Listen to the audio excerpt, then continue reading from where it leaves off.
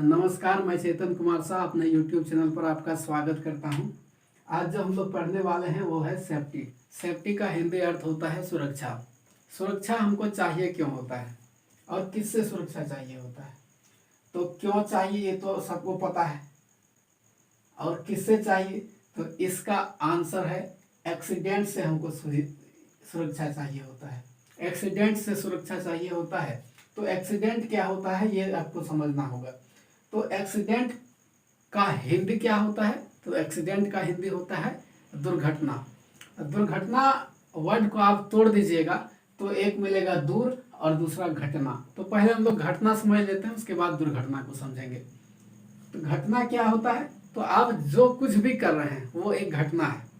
आप लिख रहे हैं वह घटना है, आप पढ़ रहे हैं वो भी घटना है, आप टहल रहे हैं वो भी घटना है, आप बैठे हैं वो भी घटना है। तो इस दुनिया में जो भी कुछ हो रहा है वो सारी घटनाएं हैं। तो हम लोग घटना भी समझ लिए, अब दुर्घटना हम लोग को समझना है। दुर्घटना क्या होता है? तो देखिए, यहाँ दूर कहने का तात्पर्य हमारा है कि ये जो होगा अनप्लान्ड होगा, अनप्लान्ड होगा। और दूसरा ये नॉन कंट्रोलेबल होगा, इस पर कंट्रोल नहीं कर सकते हम लोग।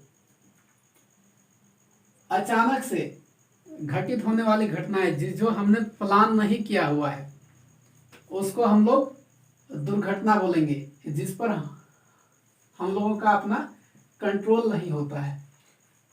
तो दुर्घटना से बचना ही सुरक्षा कहलाता है।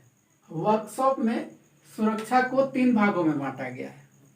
पहला है जनरल सेफ्टी यानी सामान्य सुरक्षा, दूसरा है पर्सनल सेफ्टी यानी व्यक्तिगत सुरक्षा, और तीसरा है मशीन सेफ्टी।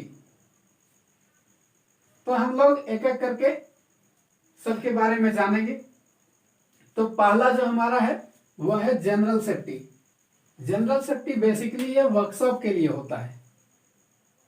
आप देखिए, एक वर्कशॉप में काम करिएगा तो सुरक्षा किनको किनको चाहिए। एक तो आप जिस जगह पर काम कर रहे हैं उस जगह की सुरक्षा, दूसरा आप काम कर रहे हैं तो आपका सुरक्षा होना चाहिए।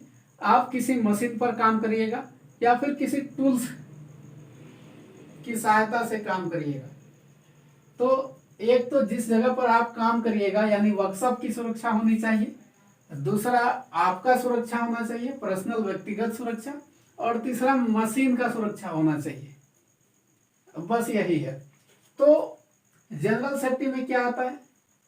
तो जनरल सेफ्टी में सबसे पहले आता है कि हमारा जो वर्कशॉप में पर्याप्त रोशनी होना चाहिए, और इसके बाद वर्कशॉप का लेआउट सही होना चाहिए, मशीन सही से अरेंज करके लगाया हुआ होना चाहिए, और जब हम लोग वर्कशॉप में मूव करेंगे तो बहुत ही सावधानी से मूव करेंगे, और वर्कशॉप में कभी भी दौड़ना नहीं चाहिए।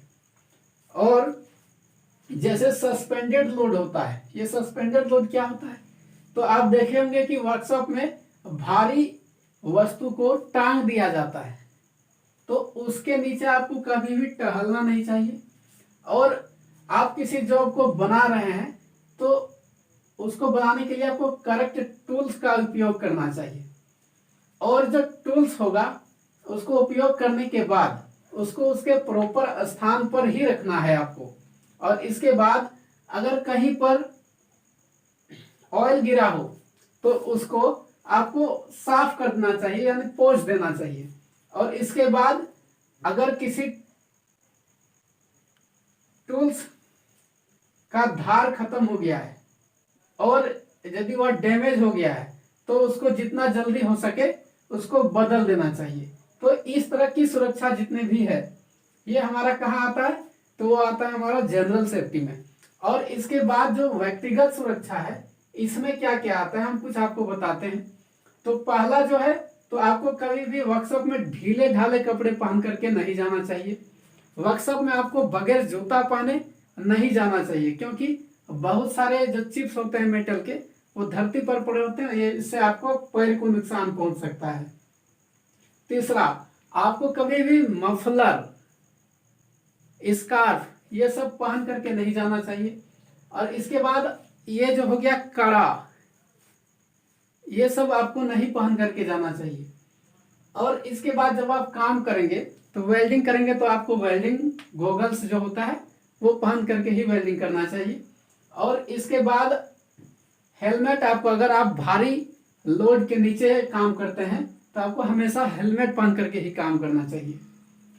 और इसके बाद आपको अगर ग्राइंडिंग कर रहे हैं तो आप उसमें भी चश्मा पहनना चाहिए। और जो है मशीन में गार्ड लगा हुआ होना चाहिए। अगर मशीन में गार्ड लगा हुआ नहीं है तो उस मशीन पर बहुत ही सावधानी से काम करना चाहिए। अगला है हमारा मशीन सेफ्टी। मशीन सेफ्टी में क्या, तो मशीन में गार्ड लगा हुआ होना चाहिए।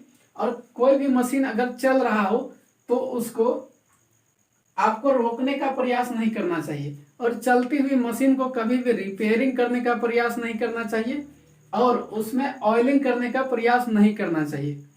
और जो मशीन है इसको कभी भी चलता हुआ छोड़ करके कहीं नहीं जाना चाहिए।